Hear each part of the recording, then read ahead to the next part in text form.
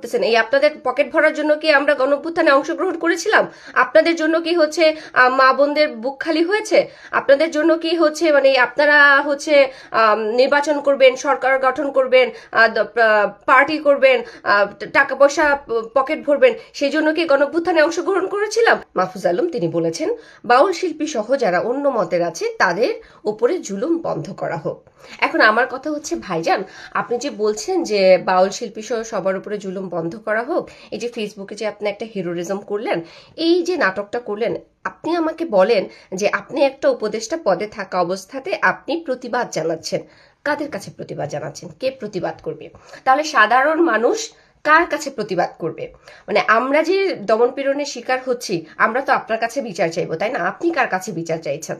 আপনাকে এই আন্দোলনে হচ্ছে আমরা মাস্টারমাইন্ড বললাম, মানে ডক্টর ইউনূস আপনাকে মাস্টারমাইন্ড আখ্যা দিল, এবং আপনি একটা স্বতঃস্ফূর্ত গণ আন্দোলনকে মেটিকুলাস ডিজাইন বলে একটা হাসির বিষয় বানিয়ে দিলেন। পুরো বিশ্বে আমরা হচ্ছি মেটিকুলাস ডিজাইন করেছি, হ্যান করেছি, ত্যান করেছি, মানুষ এখন আমাদেরকে এগুলো বলে গালি দেয় জাস্ট বিকজ অফ আপনার সিলি কিছু কথার জন্য। আজকেও আপনি সেই একই কাজটা করলেন। আরে ভাই, আমার দেশে কিসের জন্য বাউল শিল্পী মঞ্চে দাঁড়িয়ে তার স্বাধীনভাবে কথা বলতে পারবে না? কেন আমার দেশে বাউল সঙ্গীতের চর্চা হবে না? কেন আমার দেশে স্কুলে গানের শিক্ষক থাকবে না? এই বিষয় নিয়ে যে জামাত ইসলাম মব করতেছে, এই মবের অধিনায়ক তো হচ্ছেন আপনারা। কেন 32 নাম্বার ভাঙা হয়েছিল? 32 নাম্বারে সেদিন যদি মব সৃষ্টি না করতেন তাহলে আজকে এই মব হইতো? আজকে এই মব যে কন্টিনিউ হচ্ছে, প্রতিদিন হচ্ছে, এইটার জন্য দায় কারা? এটার জন্য দায়িত্ব আপনারা। আপনারা সেদিন বসে বসে কি করতেছিলেন? সেদিন যখন 32 নাম্বার বোলডোজার নিয়ে গেল, তারপরে সেকেন্ড টাইম গেল, থার্ড টাইম গেল, তখন কোথায় ছিলেন? তখন কেন কথা বলেন নাই? সেদিন যদি থামিয়ে দিতেন আজকে সাহস পেত বাউল শিল্পীকে এভাবে জনসম্মুখে মেরে পানিতে ফেলে দেয়ার? কিসের জন্য, কোন ভিত্তিতে, কোন কথার পরিবর্তে গিয়ে হচ্ছে জামাত ইসলাম ওদেরকে প্রভোগ করে যে বাউল শিল্পীকে অ্যারেস্ট করতে হবে, গ্রেফতার করতে হবে?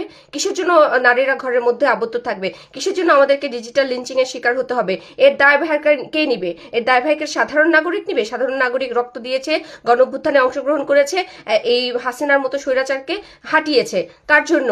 আপনাদের কথায়, আপনাদের উপরে ভিত্তি করে। আর আপনারা কি করছেন? আমাদের মাথার উপরে তাল ভেঙে খাচ্ছেন। আপনার ভাই দেশের বাইরে টাকা পাঠাচ্ছে, আপনি দেশের বাইরে টাকা পাঠাচ্ছেন, আপনারা ওখানে বসে বসে যার যার পকেট ভরতেছেন। এই আপনাদের পকেট ভরার জন্য কি আমরা গণঅভ্যুত্থানে অংশগ্রহণ করেছিলাম?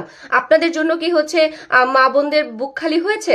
আপনাদের জন্য কি হচ্ছে মানে আপনারা হচ্ছে নির্বাচন করবেন, সরকার গঠন করবেন, পার্টি করবেন, টাকা পয়সা পকেট ভরবেন, সেই জন্য কি গণঅভ্যুত্থানে অংশগ্রহণ করেছিলাম? নাকি বাংলাদেশটাকে একটা ব্যালেন্স অবস্থায় ফিরিয়ে আনার জন্য গণঅভ্যুত্থান ঘটিয়েছিলাম? আমরা চেয়েছিলাম যে বাংলাদেশ থেকে ফ্যাসিস্ট চলে যাক, একটা সুন্দর সংস্কার হোক, বাংলাদেশের মধ্যে গণতন্ত্র স্টাবলিশ হোক। সেই গণতন্ত্র কোথায় গেল?